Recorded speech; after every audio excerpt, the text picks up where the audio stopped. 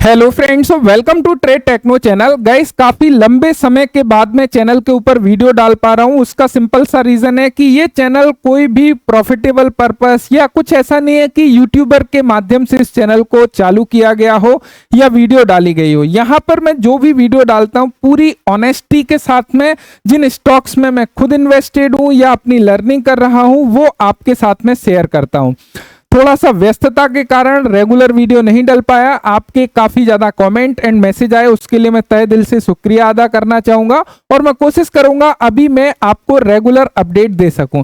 तो आज की इस वीडियो में हम कोलपाल के बारे में डिस्कस करेंगे। देखिए, कोलपाल के बारे में हमने लास्ट टाइम भी वीडियो बनाया था जहां पर मैंने कुछ अपनी कोलपाल में इन्वेस्टिंग की थी और उसके पीछे का क्या रीजन था वो आपको एक्सप्लेन किया था। यहां पर जो भी वीडियो आप देख रहे हो ये पूरी तरह से एजुकेशनल पॉइंट ऑफ व्यू से है। यहां पर किसी भी वीडियो के माध्यम से मैं आपको इन्वेस्टिंग की सलाह नहीं देता हूं। जब भी आप अपनी इन्वेस्टमेंट करते हो तो आपको अपनी खुद की रिसर्च जरूर करना है, बिकॉज जब तक आप अपनी खुद की रिसर्च नहीं करोगे या तो जब मार्केट डाउन फेस में होगा जैसा कि अभी चल रहा है तो आप पैनिक करके निकल जाओगे क्योंकि आपकी कन्विक्शन नहीं होगी। इसलिए आपको अपनी स्टडी जरूर करनी है। आपको अपनी स्टडी में हेल्प मिल जाएगी इन वीडियो के माध्यम से। तो यहां पर यदि हम लोग कोलपाल की बात करें, ये अपने ऑल टाइम हाई से समवेयर अराउंड 48.56% डाउन है, यानी कि आप मान सकते हो कि 50% डाउन है कोलपाल जैसी कंपनी। देखो, कोलपाल की बात करें, काफी फंडामेंटली स्ट्रॉन्ग कंपनी है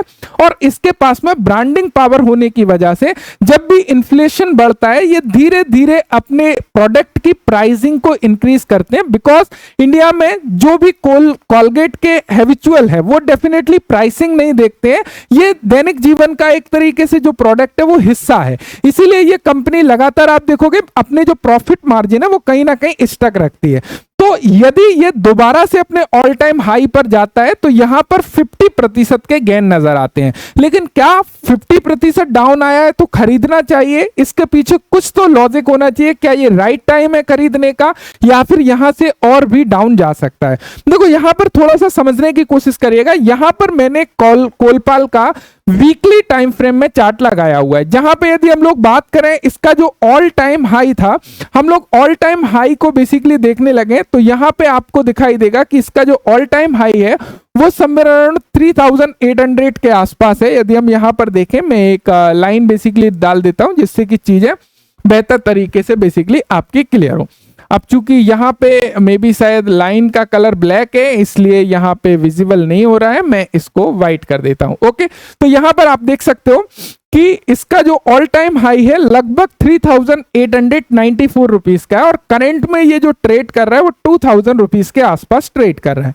हमने इसमें वीडियो बनाई थी जब समवेयर अराउंड ये 2100 रुपए के आसपास था, वहां से काफी ज्यादा यहाँ पर आप देखोगे कंसोलिडेशन हो चुका है एंड यहाँ पे डाउन फेस में इन सारे एसएल को ट्रिगर करके कहीं ना कहीं ऊपर जाने का प्रयास कर रहा है। लॉजिक क्या था जब हम लोगों ने पोजीशन बनाई थी? यदि हम लॉजिक की बात करें तो गाइस यहाँ पर चार्ट के ऊपर मैंने 200 डे मूविंग एवरेज को प्लॉट किया है। अब कुछ चीजों को ध्यान से समझिएगा कि क्या ये सही प्राइस पॉइंट है परचेस करने का या फिर यहां से और भी नीचे जा सकता है। देखिए, यहां पे यदि हम लोग वीकली टाइम फ्रेम को देखते हैं कोलपाल में तो आपको एक पैटर्न ध्यान से देखिएगा तो नजर आएगा। यहां पे पूरा हिस्टोरिकल चार्ट आप जब भी देखोगे तो आपको एक चीज क्लियरली यहां पर नजर आ रही है कि जब भी प्राइस यहां पे 200 डे मूविंग एवरेज को टच करता है, जैसे ही यहां पे टच करता है, जैसे कि इस पॉइंट पर यहां पे टच किया था 2016 में, देन वहां से प्राइसेस ऊपर जाते हुए नजर आता है। यहां पर टच किया, देन इसके बाद में आप देख पाओगे कि प्राइसेस कहीं ना कहीं हमको काफी अच्छे तरीके से ऊपर जाते हुए नजर आया, ऑल टाइम हाई को क्रॉस किया। उसके अलावा यहां पर आपको क्लियरली नजर आ रहा है कि यहां पे प्राइस कहीं ना कहीं बेसिकली टच किया इस जगह पे, जो कि 2022 में, वहां से हमको काफी अच्छी रैली नजर आई। उसके बाद एक बार और रीटेस्ट करके यहां से आप देखोगे कि वही 1600 रुपए के प्राइस से यहां पर इसने ऑल टाइम हाई बेसिकली लगाया था, जो कि आप यहां पे देख सकते हो, जो कि 3800 के आसपास प्राइस गया था। देन अभी जो है अगेन ये कहीं ना कहीं 200 डे मूविंग एवरेज को टच करके यहां पर क्रॉस करके फिर से रीटेस्ट करके यहीं पे बेसिकली उसके आसपास दिखाई दे रहा है। Chances is very much high इसके ऊपर निकलता है तो अगेन ये अपने ऑल टाइम हाई के आसपास हमको जाते हुए नजर आ सकता है। लेकिन ध्यान रखिएगा, इसमें पेशेंस रखना होगा। ऐसा नहीं है कि प्राइसेस 2000 से इमीडिएटली 4000 चला जाए।